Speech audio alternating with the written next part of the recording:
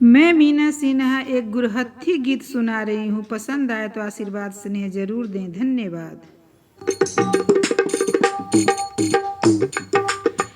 तिलक सब खा गईले भसुर बाई मानवा हो।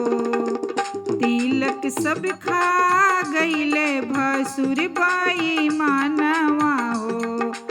अइला भिख मंगा जैसे अंगनवा तोहरा दीदिया के। अइला भिख मंगा जैसे अंगनवा तोहरा बहिनी के। तिलक सब खा गईला भसुर बाई मानवा हो। अइला भिख मंगा जैसे अंगनवा तोहरा दीदिया के। अइला भिख मंगा जैसे अंगनवा तोहरा बहिनी के।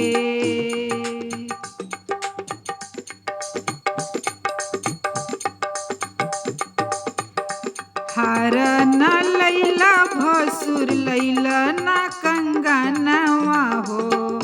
हार न लैला भसुर लैला ना कंगनवा हो। जुरल ना एको थन गहनवा तोहरा दीदिया के।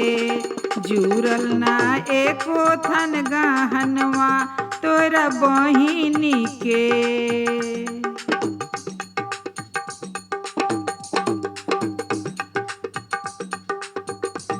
दिहल डूबाई हमरा पापा के नामवा हो।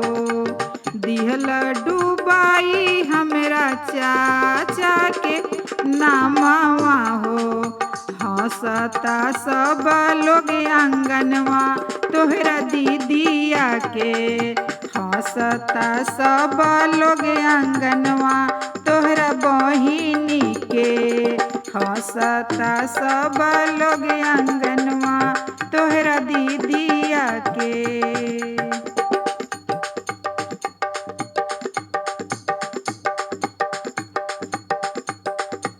झुमका ना लैला त बनावेला बहानवा हो। झुमका ना लैला त बनावेला बहानवा हो। लाजे ना आवेला सामनवा तोहरा बहिनी के।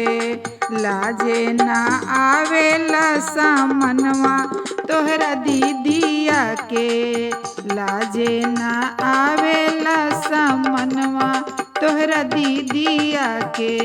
तिलक सब खा गईला भसुर बाई मानवा हो। अइला भिख मंगा जैसे अंगनवा तोहरा दीदिया के। अइला भिख मंगा जैसे अंगनवा तोहरा दीदिया के।